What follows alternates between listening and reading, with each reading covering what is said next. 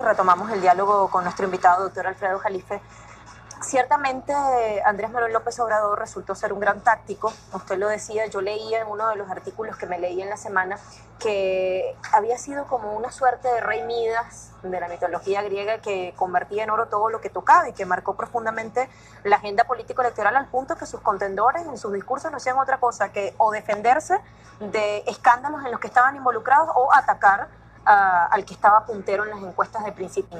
Pero también se dice mucho que tuvo que deslactosarse, que presentar una fórmula un poco más suave, que pactar con algunos grupos con los que se pensaba que no podría pactar, digamos, para tener pegada, para poder llegar. Mira, sin duda él se corrió al centro, sobre todo en materia financiera. Mira, en materia política, él viene del sistema. A mí, como dicen que es un candidato antisistema, fue avalado, viene primero que nada del PRI, en su estado natal, Tabasco. Luego estuvo ahí con un exgobernador, historiador, por cierto, igual que él, que le gusta la historia, González Pedrero, etc. Luego se va al PRD, que es un partido que viene de un fraude electoral. Se funda cuando Salinas de Gortari gana la presidencia, que ya hasta de la Madrid sabía que lo había impuesto, que era un fraude electoral. Y ahí es donde nace el famoso PRD, que se lo dan a Cuauhtémoc Cárdenas, hijo del general Lázaro Cárdenas, que es el que nacionaliza el petróleo. Sí. Entonces, todo eso ha marcado a Andrés Manuel. Él viene de un estado petrolero, Tabasco, que hoy está desahuciado. Tiene así se llama en economía, crecimiento negativo, de menos 11.2%. ¿Tú sabes qué es eso? No puede ser. Es el estado... Contra otras regiones que sí crecen, ¿no? O sea, todas están creciendo, el norte, del centro al norte están creciendo 6%, Aguascalientes crece 11%, Baja California está creciendo barbaridades, etcétera, y Campeche, que es otro estado petrolero, menos 8%. Aunque me acaban de dar cifras recientes, me dice está todavía peor, ya que salgan las nuevas cifras. Es decir, ¿cómo puede ser que los estados petroleros de México estén tan desahuciados? Bueno, pues por la reforma energética, que además no fue motivo de un referéndum que lo meritaba. El 85% de la población, ojo, estaba en contra de la reforma energética y pasó por un famoso pacto por México, que era pacto contra México, precisamente con el PRD, con el PAN, el mismo Anaya votó a favor, así que no venga con cuentos ahí de que él estaba en contra del PRI, y obviamente del PRI neoliberal, porque el PRI tenía dos segmentos, el neoliberal y el que llamado de la vieja revolución mexicana nacionalista, donde venía precisamente Lázaro Cárdenas. Bueno, y a mi juicio, gran parte de los votantes de Andrés Manuel, porque realmente la izquierda mexicana, hablando en términos, yo ya no uso esos términos, te soy sincero. La izquierda sí. No, para mí ya izquierda, derecha ya son caducas. Hoy en el siglo XXI son globalistas contra nacionalistas. Y date cuenta, en Turquía con 87% de participación ganó el ultranacionalismo, ni siquiera el nacionalismo. El mundo se está desglobalizando y están ganando los nacionalismos. Andrés Manuel no es la excepción. Él es nacionalista mexicano. En esa línea usted lo dice. En esa, sí, así, total. No, y además todo su discurso lo dice también. Como Trump, nos guste o no, es un nacionalismo que nos molesta, pero él es nacionalista estadounidense. America First, ¿no? Ahorita nos vamos a ir a Mexico First para que lo entiendan los gringos. Bueno, a lo que quiero llegar, él básicamente desde el punto de vista financiero, porque entiende los mercados, sí se corre al centro. Mira, y la mejor señal, incluso la gira que hizo por dos países de Sudamérica que son Chile y Ecuador, la hizo con el que va a ser su jefe de gabinete, que ya lo anunció, Chief of Staff, le llamamos Chief of Staff o jefe de gabinete, es con Alfonso Romo, que viene de la Bolsa de Valores, viene de una ciudad financiera importante que es Monterrey, en el noreste del país, etcétera. Y él es el que dialoga con las calificadoras. ¿Pertenece al Consejo Mexicano de Negocios? No, pues no lo quieren, ni él los quiere tampoco, pero dialoga con ellos. Es decir, ahí, mira, los porque él no le da para ser mega empresario. Para ser mega empresario necesitas tener de 3,000 millones para arriba, y él no alcanza todavía esa cifra, además ni es de él, de su suegro, trae 1,000 millones de dólares cuando mucho. Pero es un agente importante en términos de... Hizo la intermediación como para calmar los ímpetus de estos... Y además Andrés con él, además lo digo abiertamente porque se sabe, él viene de una asociación católica importante que se llaman los Legionarios de Cristo, muy ligados al Papa Juan Pablo II. Tampoco hay que perder de vista yo diría la genealogía forense de los actores. Entonces ahí es donde podemos decir que Andrés Manuel se corre al centro, pero un dato más adicional. Uno de sus grandes aliados es el jefe de la Ciudad de México, que se llama Marcelo Ebrard, que viene del grupo de Manuel Camacho Solís, que es a quien precisamente le toca negociar la entrega de la victoria de Cuauhtémoc Cárdenas con Salinas. Imagínate qué premio les dan el PRD. Oye, no me hubieras dado nada a darme el PRD, porque el PRD, aunque sí gana con Andrés y una coalición en la elección del 2006, y obviamente hacen el famoso fraude con 0.56%, imagínate la cifra, 0.56%. Sí. Entonces, lo que pasa es que es otra situación. Yo creo que en ese momento Estados Unidos sí vetó el ascenso de Andrés Manuel por una razón, porque querían el petróleo. Entonces, ahorita ya entregado el petróleo, pues puede llegar Andrés, ¿no? Ya lo pueden dejar.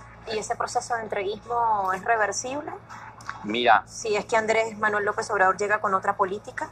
Si Andrés Manuel gobernara solo, y si fuera Tabasco, México solo, ya ni siquiera México, Tabasco solo, sí lo haría.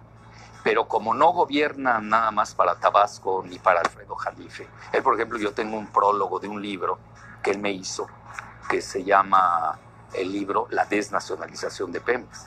Nada más imagínate, para que él me haya hecho el prólogo, que es histórico. Además, ahí tuvimos el apoyo del Partido del Trabajo de México, son amigos, que es su aliado. ¿No? ¿Lo conoce bien? Bueno, en política no hay amigos, ¿no? Estamos hablando, aquí yo hablaría de cosmogonías, ¿no? Claro. Estamos hablando, en ese momento, por ejemplo, yo entiendo ahora que no es el mismo camino. Es decir, no veo cómo México, y si tú me preguntas, yo soy hipernacionalista a nivel energético, pero tampoco soy cándido. Es decir, ¿cómo me puedo salir de la jaula geopolítica a la que nos colocó el modelo neoliberal? Tanto el PAN como el PRI, ¿cómo te sales? Ya te encerraron. Yo desde Estados Unidos, mira, eso es importante que lo sepa la opinión pública, sobre todo ustedes en Venezuela, porque tienen petróleo y tienen la mayor reserva de petróleo del mundo, cuando se suma el convencional y el no convencional. Sí. Mira, Estados Unidos, y lo dice su gran geoestratega que se llama Joseph Nye, N-Y-E, que es de Harvard, comenta que la carta principal de Estados Unidos para combatir a China es el petróleo mexicano de Norteamérica. Norteamérica, porque va más allá del petróleo, va más allá. Es petróleo, ya ve la palabra Norteamérica, sí. Canadá, México y Estados Unidos, porque ahí entra el shale gas, el gas esquisto.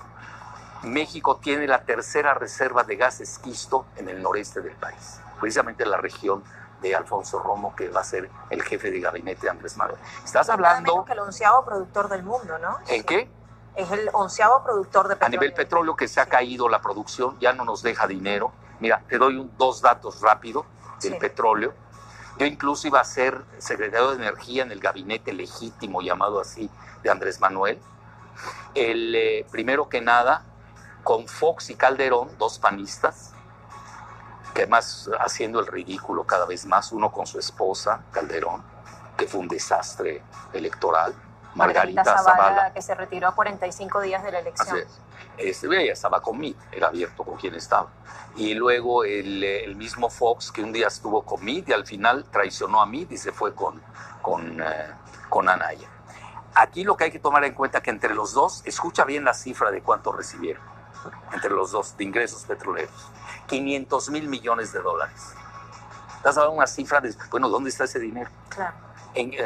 ¿Sabes qué te dicen? En gasto de cuenta corriente, pero muy corriente, porque la nación no vio nada. Entonces, en resumen, El último año que yo vi las cifras del gobierno de Calderón, habíamos recibido, antes de que bajara el precio a $20, ya ves que dio un bajonazo, sí, claro. pero ustedes lo vivieron muy bien, Sí. cuando estaba el precio en alrededor de $110 el barril, recibimos 123 mil millones de dólares de ingresos. ¿A dónde fue en un ese? año?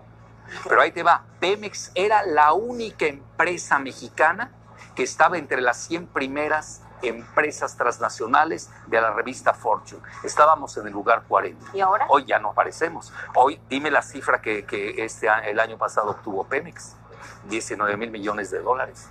Entonces, un desastre petrolero. Y además, nos venden con pura mercadotecnia. Tú recuerdas la publicidad, propaganda negra más que publicidad, de Peña, ¿cuál era? Más que nada Videgaray, ¿no? Que es el que entrega el petróleo de México. Era Mexico's Moment, el momento de México. El otro era portada del Time, Saving México, salvando a México. Lo hundieron, es la realidad. Y hoy tienes la votación. Pero a lo que voy, hay una correlación, eso no hay que perderlo de vista, entre el 85% del país que repudiaba la reforma energética y que la pasaron en forma popular por el Senado, sí, sin haber consultado a la nación, y hoy tienes este resultado que es un tsunami electoral. Ahora, que no me contestó la pregunta. Sí, se fue al centro. Pero, bueno, ok. Reversible, yo no la veo. Mira, aunque tenga la mayoría, Estados Unidos, te voy a adelantar la entrevista que me vas a hacer mañana, ¿no importa? No importa. Bueno, Estados Unidos es capaz de invadir México con tal de preservar sus derechos, entrecomillados, petroleros. Es el gran vencedor y no es el petróleo que le llamamos nosotros somero. Es no solamente el shale gas, que ahí viene la privatización, la quieren obligar. Salió el decreto de Peña antes de irse, de la privatización del agua, porque con el agua tú operas el famoso fracking, que es la fracturación hidráulica, necesita grandes cantidades de agua. Fíjate qué importante. Andrés Manuel dijo que eso sí lo va a echar abajo. Además, cancerígeno, creacismos, lo que digas, hermano. Esa parte sí, Andrés Manuel vi que se clavó fuerte. Pero aquí viene lo principal. En aguas profundas es donde está la riqueza petrolera de México, en el Golfo de México, que junto, y ahí te va, geopolítica pura, que no es de este año ni de antier, es un proyecto que tiene Estados Unidos desde la Segunda Guerra Mundial, es el mar Mediterráneo del continente americano. ¿Y en qué consiste el mar Mediterráneo del continente americano?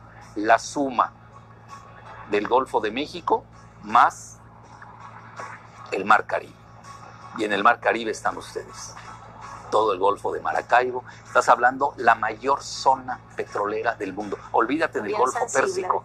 Olvídate del Golfo Pérsico. Pero eso no viene de hoy. Claro. Viene desde Speakman, que fue el holandés estadounidense quien manejó ese concepto. Fíjate cuál concepto. Mar Mediterráneo del continente americano. Y ahí es donde nos hermanamos. Al final del día, Venezuela, México, estamos hablando de grandes países petroleros. Claro. Por eso, regresando, es capaz de revertirlo. Mira, te lo dice alguien a quien él le hace el prólogo, que hago otro libro. No, disculpa que esté hablando de esto, pero lo que pasa es que yo a eso me dedico, ¿no? Claro. Es que Jalife se pasó hablando de esos libros, pues eso lo hice, nadie lo ha hecho, entonces yo lo hice. En México nadie lo hizo. Claro. Uno que se llama Muerte de Pemex, Suicidio de México. Se lo envié a Andrés Manuel y le puse La tercera es la vencida. Y eso es eslogan de campaña, La tercera es la vencida. A lo que quiero llegar, si hoy, porque las fechas son fundamentales.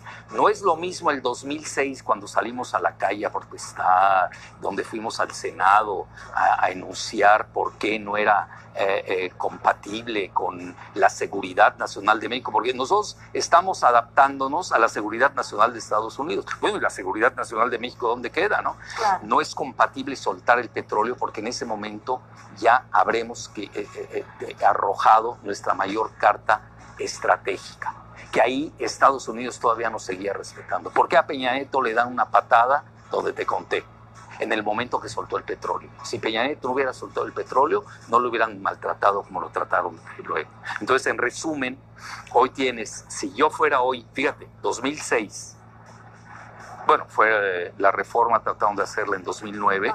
Precisamente Meade era secretario de Hacienda de Calderón, don't forget. Por eso él es la transición que se da con Peña con 3 puestos en el gabinete, curiosamente. Era el ungido por ese proyecto de integración energética de Norteamérica. Pero fíjate lo que son las cosas. Si tú me preguntases hoy en 2018, y yo estoy asesorando a Andrés Manuel, ¿conviene revertir la reforma energética? Una, puedo pensar como patriota, el otro quizás sea más patriota porque es más costoso. Le diría que no, por una sencilla, no quiero que me invada Estados Unidos. Quienes no conocen la historia de México, nosotros tenemos un museo de las intervenciones. Yo lo primero que hago a mis alumnos, los envío a que vean el museo. Se asustan, no lo creen.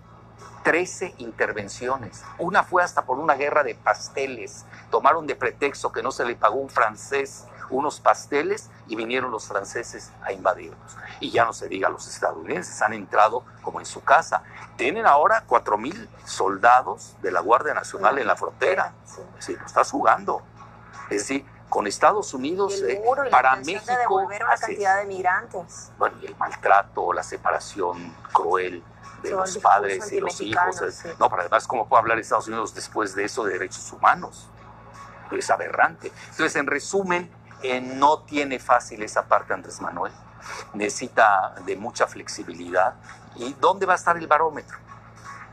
¿Dónde los Estados Unidos van a percibir si va a querer revertir o no? Lo van a dejar revertir la reforma educativa. Es así, porque además ni es educativa, era laboral, por las cuestiones de las pensiones de los trabajadores, de los profesores. La reforma energética... Allí sí tocan los intereses de Estados Unidos. Ahí ya te estás tocando los intereses de Estados Unidos y ahí sí podemos tener serios problemas. Mira, por eso, a ver, yo siempre analizo y siempre se lo decía a mis alumnos de posgrado. ¿Por qué dicen que México es Venezuela y Andrés Manuel es Chávez? Ojalá fuera Chávez. Pero obviamente no lo puede hacer, porque tenemos otra geografía, otra circunstancia.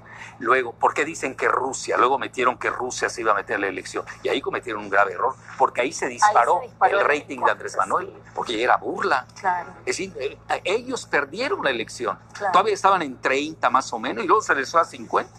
Pues ahí vino a partir de Rusia. Entonces, lo que hace Estados Unidos es muy sencillo de entender desde el punto de vista de la lingüística geopolítica. Te dicen, no queremos un Chávez, no queremos una... ¿Qué quieren decir?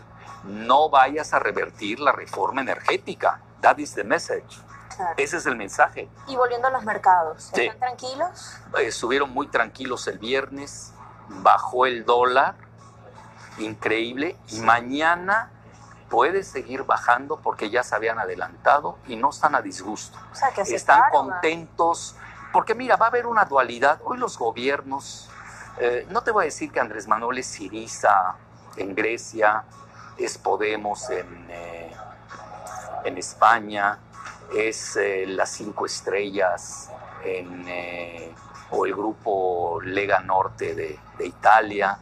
No quiero ir a esas semejanzas, comparaciones maniqueas, lineales, que son muy baratas. Es decir, México es complejo, es un país complejo, tenemos una geopolítica que no tienen aquellos, etcétera, pero ve, al final del día los sometieron a la jaula geopolítica y financiera. Ahí Alemania dijo, aquí va, recortan, hacen y deshacen, y hoy no tenemos, mira, nada más te digo esto, que es importante, no tenemos banca nacional. La banca que tenemos es de estanquillos, por favor. ¿Banjico se refiere? No, banquillos. Bueno, tenemos el Banco Central.